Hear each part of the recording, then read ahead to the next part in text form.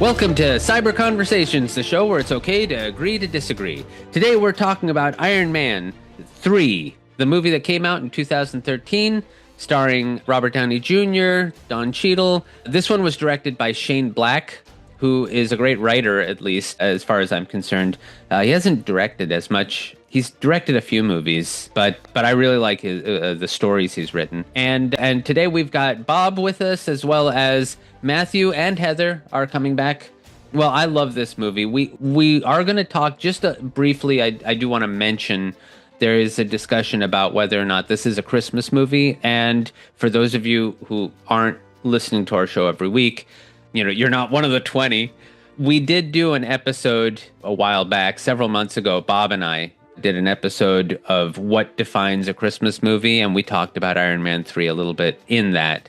I'm of the mind that this is not a Christmas movie, and only because Christmas lifts so easily out of this, where Die Hard, for example, really relies on Christmas. But that's about it. If anyone else wants to discuss that, I'm okay with it, but we're not going to spend a lot of time with it because we already did. And check out that episode if you haven't already, because that's a good episode. Yeah, that's so the shameless plug. It's a valid plug. Yeah, the question I had was, is Iron Man 3 a Christmas movie, a PTSD movie, or just a character study question? But figured we'd talk a little bit about, first time viewing it versus rewatch feelings. The first time viewing it, I did not like this movie. I'll say it here, and I'm going to say it throughout this podcast. I thought it was just kind of a remake of Lethal Weapon because it's Shane Black who did Lethal Weapon. On the rewatch, I will say that it's a little bit better, obviously in context with all the MCU movies we've had since then, but not my favorite of the three Iron Man movies. And that actually works well because it is my favorite of the three Iron Man movies. Iron Man 1 is my favorite of it. I mean, in order, for me, it's Iron Man 1, 2, and 3. I do need to, I want to specify, I guess is the right word. It's not by much. I love all three Iron Man movies. So it's not that I dislike any of them, but this one I think is my favorite of those three, but barely. Because I love Iron Man 1 a lot. Yeah, I like this movie a lot. I liked it when I first saw it. I like it even more now. I think this movie, rewatching it, this could have been the MCU's first rated R movie, had they been bold. Rewatching it, it is a pretty violent movie when you think about it. And I think there was even some moments I was like, man, Tony probably would have dropped an F-bomb there if this was rated R. So I think this is a pretty strong action movie without having Iron Man in it. Over 50% of the time, he's not really in the suit a whole lot. I love this movie. I put this in my top 15 out of the MCU films. And yeah, my feelings really haven't changed since I watched it. This is probably the second best Iron Man movie, in my opinion. So mine goes 1, 3, 2. Heather? I don't know. I don't think it's my favorite Iron Man movie. I really enjoyed it. Little more ambivalent. It wasn't a favorite, but it wasn't bad at all. I enjoyed seeing kind of a more relatable version of Tony Stark as opposed to all the time arrogant Tony Stark. I think you get to see a little bit more of him as a character. And that's what I liked about it. Let me ask a question here is if you take away the MCU component of this movie, is Iron Man 3 actually a superhero movie, or is it a different movie pretending to be an MCU movie? I think it's still a superhero movie. He still wears the suit. He just doesn't wear it as much as he did in the other movies. And it does definitely examine the PTSD, something that I enjoy that they did that because it was something that was necessary. The guy flew into a wormhole, destroyed an entire race, and then died for a few minutes. I would imagine that would give anyone PTSD. Well, did he die or did he just fall? Well, who knows? He wasn't breathing at first. Well, how do you know? He was in the suit. You couldn't even tell. Didn't they say he wasn't breathing? I don't remember. I thought there was no pulse or something like that. But I don't know. Yeah. I don't know. Hulk roars and he said he wakes up then and says, "Please don't tell me nobody kissed me." Yeah, exactly. And then he wants to go get shawarma. So in this movie came out in 2013. We're after the Avengers, which was peak right there. This was the first movie after the Avengers. Yeah, the first movie after the Avengers. So again, in the context of 2013, which was just a long time ago, contextually, it's, we were all like, wow, Avengers, and then it's like, ooh, phase 2 is going to start type of thing. So, kind of where were expectations, what was maybe in Marvel's mind as they went into this next phase. How did Iron Man 3, do you feel like it was a good kickoff to the next phase 2 or what? I definitely do. But part of it is because it deals with the PTSD, which again, I think is understandable for someone who lived through the events, especially a normal human who lived through the events of the Avengers. I think that it's a good choice to show that they have PTSD. And I think they portrayed it well. From an outsider, I've never had PTSD, so I can't relate. But Tony having panic attacks, I think, makes sense. And it does humanize him, which is always a good thing. Yeah, I think it was a good call to go from the highs of the Avengers, resetting. I mean, this is basically a reset movie. We're suddenly in a new phase. You're starting it back over with the hero that started it all. So I think that was a good call. I thought it was peeling back the layers of Tony even more. I did find it a little weird that we got 3 Iron Man movies before we even got a sequel to Thor, Captain America. I mean, obviously he's the Kickstarter. Both of those were being worked on, though, right at this point. They came out right after, but it just, I don't know. I found it odd that he got 2 movies in phase 1 and then he got a 3rd movie before anybody else even got a sequel or mention really of a sequel. Well, Thor 2 came out later in 2013. Although, as we discussed, and this is something that I admit I hadn't thought about it before we had our discussion on Iron Man 2, but Iron Man 2 was really kind of part 2 of his origin story. It was, we discussed that, and the more I think about it, the more true it seems that Iron Man's origin story didn't end with the first Iron Man. So this is almost like his first sequel. Well, and you can make an argument for, and I said this before, where Tony Stark all the way to Endgame, like he's the character that's focused on the most, even in, like, not to jump ahead, but you think about like Civil War, like everything that when they have Tony Stark in a movie, even if it's another character's movie, his character is the most developed by the time that's why I'm saying, like, this whole thing up to Endgame is really like, it's the Stark saga, like the Skywalker saga. It's this huge. Yeah, it's an arc. I was just trying to think of, like, of all the characters in Avengers, who would have made the best one to, for that reset, for that first movie back. And I'm like, a Captain America movie right after Avengers might have brought it too far down in terms of, like, the excitability. Tony Stark as a character is still a little frenetic and his ADHD or whatever else, so he brings an energy that there's more of a calmness on the Steve Rogers story. The other, a lot of the other characters were still so new, they weren't ready for their own movie, and between Thor and Iron Man is kind of the more exciting of the two. I don't know if that all kind of played into the order of things post Avengers, post the big giant, explosion of the, combined characters to come back to reset with one of the more exciting ones, if that makes sense. I also think that the PTSD angle was important to show right after the Avengers, and he was the most likely to have PTSD. Steve Rogers is I'm not unlikely. Sure why I understand why he's the most likely. Because Steve Rogers doesn't really get PTSD. He's just, like, so focused on doing good that he wouldn't be affected like that. And the super soldier serum probably protects him from it as well. I don't know the he still had his low points too. I wouldn't. Yeah, say but I don't that, see him getting PTSD just based on the character. The other, like, Thor, he had is not PTSD human, just because he was asleep for so many years. but he didn't really show he didn't show signs of PTSD. Yeah, he was just kind of if upset they had done a about movie of him showing that PTSD, I don't know, it could have also been a good movie, but the character of Steve Rogers versus the character of Tony Stark, and I think you bring a little more energy with the Tony Stark character. And I think that I will say, if you want to call it his PTSD movie, and I'm putting that in heavy quote unquotes, and I see where you're going, Heather, I kind of agree with you, because if you look at Winter Soldier, which again we haven't gotten to, but just to bring it up to provide context, the whole thing with Bucky, that's to me Captain America's Steve Rogers PTSD moment is, is Bucky. That's always been his sort of Achilles heel, or the one thing that's really impacted him. So I think you do get that. I agree that they do have, each character has their own PTSD, something that or anxiety. Yeah, exactly. That gives them pause and that impacts them.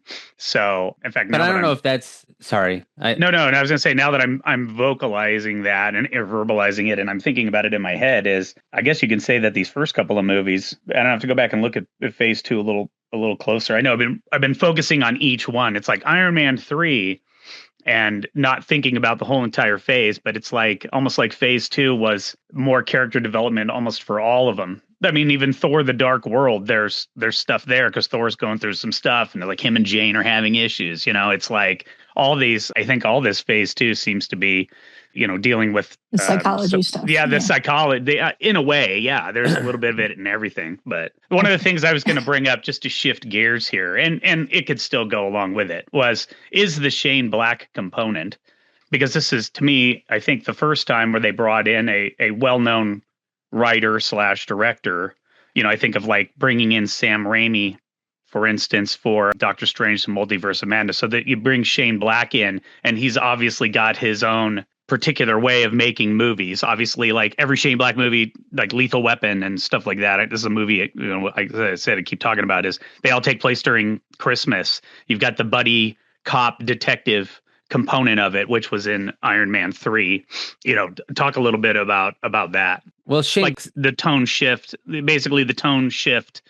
of making this more of a, it comes back to what I said, is like, if you take out the MCU, could this be about a guy who's a brilliant inventor who creates, some cool inventions and stuff like that? Is it still an MCU movie? Just talk a little bit about that. Like the influence there of Shane Black. Well, Shane Black is known for, like, that's how he makes his living. He's always excelled at writing pieces that are not just focused on one person, but on how a person needs other people. So Lethal Weapon is probably his most famous story that he wrote, but he also did The Monster Squad, which was a group of kids. He did Last Action Hero, which is where Arnold Schwarzenegger is helped by a kid. And of course, The Long Kiss Goodnight, which I love, where Gina Davis is helped by an underrated movie. I don't want to get on that one, but that Long Kiss Goodnight is such a great movie. It is. That's as close to, well, I was going to say that's a pretty perfect movie. Nothing's perfect, but that gets pretty damn close. Gina Davis and Samuel L. Jackson is not a pairing I ever imagined, but boy, it works. I'm not very familiar with Shane Black's work. I've never seen Lethal Weapon, for those in the younger crowd. I have seen Monster Squad, and I really like that movie. I think it's a great Halloween movie. Wolfman's got nards. Sidebar, You've got to watch Lethal Weapon. You've got to watch both that one and the sequel, the Lethal Weapon 2. Both of them excellent movies. I'll give them a watch. But sidebar, if you haven't seen our Halloween episode, go listen to that too. But Monster Squad, great Halloween movie. I was doing a little research on Shane Black. It looks like he helped with Predator as well. Yeah. Apparently he was in Predator. I've seen Not Predator. the first one. Wait, the first one? Yeah, he's in the first one. He's one of Arnold Schwarzenegger's crew. Oh, right. He was, and he was a script doctor. But answering the question about if you take out the MCU movie, does this movie work? I think this movie's a filler movie, even though it's very good. I believe there's a handful of movies in the MCU that serve no purpose in progressing the overarching storyline of the Infinity Saga. And this is one of those. That doesn't make it a bad movie. And I think this would have been an entertaining movie had this been the first Iron Man movie. I think it would have been really great. But there's nothing involving the Infinity Stones. There's nothing involving space exploration or exploring new worlds. It's purely set on Earth, and it's set about a man and his technology and very little of his technology. So I do think it's well written, though. Again, I really enjoy this movie. I think the dialogue's good. I like the buddy cop aspect of it, whether he's talking to Rhodey or he's speaking to Harley, the kid. I was going to mention that. I love the interaction with Harley. I think that's awesome. I think it really showed that Tony can stand on his own 2 feet without his armor as a character and provide an entertaining movie. And it was a box office success when it first came out. So I like this movie a lot. I think what you just said about him standing on his own 2 feet, I think that is the culmination of the whole movie. To me, it was, he was just hiding in his bunker of all these machines, until we get to the end of the movie and he's finally ready to, like take charge. He has the shrapnel removed from his chest and it's like, I'm Iron Man. It's not just the suits anymore. Who was it who said in this movie something about a cocoon? Yeah, that was him. Someone mentioned that, but I don't remember. Was Tony. It was Tony. Mm-hmm. Well, when I remember, it was part of the just the narrative dialogue toward the end of the movie. It realized it was just a cocoon. Yeah, and that's exactly what it is. Because at the beginning of the movie, that is the purpose of this movie to me. Yeah, is to get him from relying on the suit and like he's only Iron Man if the suit's around him kind of thing to no. Iron Man here, okay? The suit is a tool. Yeah. And so I appreciated that whole transition in his storyline. Yeah, because at the beginning of the movie, he can't even get out of Yeah, you're right. Because during the whole movie, like at the beginning especially, he can't get out of the suit. He's always in the suit. When he's not in the suit for a few minutes, he starts getting PTSD and panic attacks. And he even greets Pepper. Yeah. Like when she comes home, he's doing it virtually, but he's still manipulating a suit. He can't even meet her in person, but by the end, he does most of the fighting without the suit there. He breaks into the mansion. There's no suit because the suit's still charging. It's definitely you hear him he's frustrated trying to what am I supposed to do without the suit? And then he's got to figure it out. I think that's a big deal. Yeah. Well, yeah. And I didn't really, again, I'm glad we have these conversations because I didn't really think about it. No, seriously, I'm not even being my normal facetious self. I didn't really think about it, but I think about the scene where he meets Harley when he first lands in Tennessee and he's got the suit there sitting on the couch and he's like, yeah, he's sick, referencing himself. Obviously, but keeping the Iron Man suit as a separate person. And as it was Heather, when you were talking about it made me think about it. It's like they slowly become, it was like, I'm Iron Man in Iron Man 1, Iron Man 2, daddy issues, that type of thing. Then we had Avengers, right? And I'm talking specifically about Tony Stark and his evolution, and then Avengers, and then he's just all over the place. And he's like, it's like he's separated from himself because of the PTSD, anxiety and stuff that he's going through, the panic attacks and stuff. And then, by the end of Iron Man 3, he finally comes into his own again, that whole cocoon thing. So I hadn't really thought about that before, but that is a good way to put it. So that is a part of why I wanted to put together this show. I felt the same way when we were talking about Iron Man 2.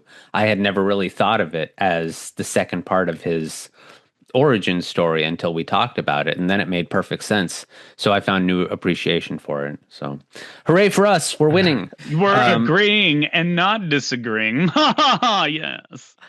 I want to I loved seeing that whole scene where Tony breaks into the mansion, and also when he doesn't have the suit when they're on the ship, and it's Tony being clumsy because he is just human and he wants to do more than he can, but at the same time he's doing it on his own without the suit. Like when he looks over he wants to see how many enemies there are. He takes a quick look and then he comes back down. How many are there? I don't know. It was too fast. Yeah. Go ahead, Matthew. I want to circle back to the Shane Black question about how he always makes his movies the way he makes his movies. I think that's an unfair call out, personally. Every director does that. You look at Scorsese. Yeah. It doesn't matter who directed this movie. They were going to have their fingerprints all over it. It was going to be coded, whether it was Scorsese or Villeneuve, like Denis Villeneuve, who's done Blade Runner 2049 and Dune movies. If he had directed, that's definitely not a call out. I didn't mean to sound like I was. Yeah, it's not a diss. It's just to me. It's the first time that my whole thing was. It was the first time they're bringing in a director with a particular style. Again, the first one that comes to mind to compare it to is the whole Sam Raimi Doctor Strange Multiverse of Madness, right? That's got Raimi fingerprints all over it, right? So if you like it, if you like Sam Raimi, you're gonna, that's the style that you like. So it wasn't that. I think we were calling out the tone shift from Iron Man 1 and 2, and this one does feel different, and it's because of who wrote it and directed it. So Sure. I mean, I don't know. I don't think that diminishes this movie or its quality. No, it's not even a diminish. It's just I didn't mean to a difference, not a diminishing. I didn't mean to cut you off, Matthew, but I didn't want to sound, when I was describing Shane Black, I didn't want to sound like I was making it accusatory, like he's only capable of writing. It's just, that's what he's known for. It's kind of like people are talking about how the new Superman movies are going to, because they're directed by James Gunn, they look too much like Guardians of the Galaxy. What the frick do you expect? It's James Gunn. It's like a Tim Burton. Like if Tim Burton did Iron Man 3, we'd know, he different. Kids would have died. Yeah, he would have landed in Wonderland or something like that. It would have been. That's the thing. And there's nothing wrong with that. It's. I guess I'm wondering. Strength. Playing to your strengths. Yeah, it's a playing to the strength, and I wonder if it was a deliberate. That's when Marvel was like, "Listen, we need to, bring in somebody, let them do their thing." This director or writer, like in this case, Shane Black, he has this distinctive style, and this distinctive style will, at least with this first movie, would set the tone for Phase 2. Is really kind of where we're going with that, right? So and I think it did raise the level of seriousness, I guess, in terms of like looking at some of those deeper and darker issues, the PTSD thing, and later, like you were saying, with the Winter Soldier and Dark World. Well, something that a few fans talked about is that Phase 2 is kind of the Empire Strikes Back section of the MCU. I was thinking that. I was thinking that too when I was talking about Phase 2. Yeah. Because a lot of the Phase 2 movies are darker than they are serious. Like, they all have humor in them, but they don't lean into the humor the way Phase 3 does. And also, of course, people don't think about it, but in virtually every movie in Phase 2, someone loses a hand, just like Luke Skywalker. This one, something that occurred to me at all. Yeah, I didn't even notice that. Someone loses a hand in every single Phase 2 movie, or almost every single one of them. In this one, it was Aldrich Killian lost his hand or his arm. Well, he also lost his life, so that was that. Well, he's the bad guy. He's got to, but still, he lost his hand first, just like Luke. And it happens again in Thor, and I believe it happens. Well, Bucky's arm in Captain America. Yeah, that's true. Interesting. Yeah. Not a connection I ever made. I really wanted to talk about, because I think this is a big issue, and I think we should touch on it now, is, we talk about the villains, we talk about Aldrich Killian, to me, very comic bookish character, but I want to talk about the Mandarin. This was, of course, a huge point of contention when the movie came out. Right. And I understand why, and I don't like I can understand completely why people didn't like it, because on some level, I don't like it. And on the other level, I understand what they were going for. I understand why they were kind of trapped by it. I thought the Mandarin was done really well in the first half of the movie when he was an actual threat. And I was a little bit disappointed the first time I saw the movie that it was just Trevor Slattery. But at the same time, I understand why they couldn't do the Mandarin the way he's written. If you're not familiar with the Mandarin, he was created in the 50s, and he is forgive me for saying so, but he is a total racial stereotype. Right. The character himself is a Fu Manchu lookalike. Right. And they go to every stereotype they can think of with the teeth and the eyes and the fingernails, everything. So if they did that here, they would have gotten blasted for it. So they ended up whitewashing him. But Kingsley's not white, so Ben Kingsley isn't white. But the other thing is my issue with the Mandarin was the twist. I don't care what. I mean, in Doctor Strange 1, they did the Ancient One as a white person, because the Ancient One is more of a position. It's like a job position rather than an actual. And everybody's like, then they complain that they whitewashed that position, and I'm like, dude, you can never please anybody. But it worked really well until this one was awesome. They even mentioned I'm sorry, I didn't mean to cut you off, but real quick, with Doctor Strange, they ran into the same problem, because the Ancient One has been depicted as both a stereotypical Fu Manchu lookalike and as the stereotypical dragon lady. Right. where they have an Asian woman who's angry and overly aggressive. So they decided to go in a completely different direction so they couldn't be accused of playing into these racial But stereotypes. I think ultimately that component of it aside, I think the fact that the Mandarin 180'd and turned out to just be this, stage play actor, I think that's ultimately where everybody, and then, but the funny part about it is, and I think this has to be mentioned with this movie, is if anybody's watched them, and if you haven't, watch on Disney Plus all the Marvel one-shots. Exactly. Is what they're I was going to called. mention that too. So there's a Marvel one-shot of the Mandarin. So after it's called Iron Hail Man, to the King. You're right. After Iron Man 3 came out, they made this Marvel one-shot of the Mandarin. It's these short little films that they made, and so they introduced Trevor Slattery satire. He's like, well, it's just a stage thing. Like, this is all blanks and, all this other stuff. And then that it was all fake. But then they do this Marvel one shot where you're like, wait a minute, is he actually He's in prison? Evil? Yeah. And well, is he actually... He's in prison, but he gives that look of like, oh yeah, I'm, and I was getting totally Usual Suspects vibes. Like, is it like, oh my gosh, was he actually the bad guy all along? And then you finally finish it out with Shang-Chi, where they find him again and he's still the same. And it's kind of like lays that whole thing to rest. But I think that, everybody's problem, I know it was mine, was like, they just, they could have kept him going, the Mandarin, and I mean, not that he would have ever been like a big bad per se, like a Thanos or whatever else, but they definitely could have had him in future, but they just like 180 that, and I think that's what a lot of people had.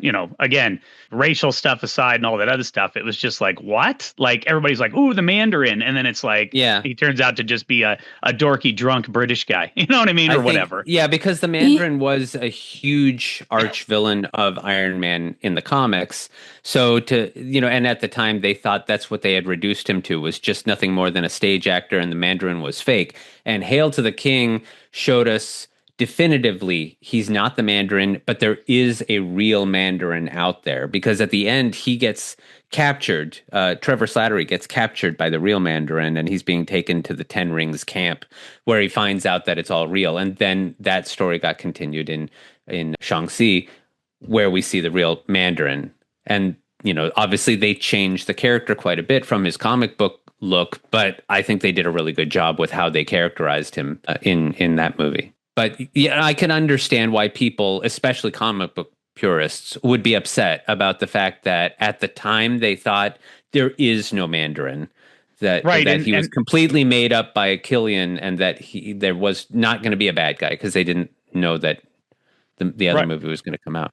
Yeah, and one of the questions I had, and I think I think at this point it's been pretty well answered, is did Marvel underestimate how attached fans were to the Mandarin character, that whole villain character? And I think that the answer all these years later is yeah. I think that not a lot of people liked how they just kind of like took this character, the character, again, I'm really trying to separate the racial component from it, but like the character of the Mandarin, whoever plays that role, he was a cool villain in the comic book, and then they just like kind of like made him a bit of aside. A joke. Yeah, exactly. It's like when they took, and I don't want to get too deep on this, but this is the analogy I'm going to use, is in Batman and Robin, they took Bane and they made him this dummy henchman to Poison Ivy. And Bane was extremely intelligent. They did him better in the comic books. He was this amazing the Nolan tactician. Batmans. Yeah. And he was awesome. And then, so it's like,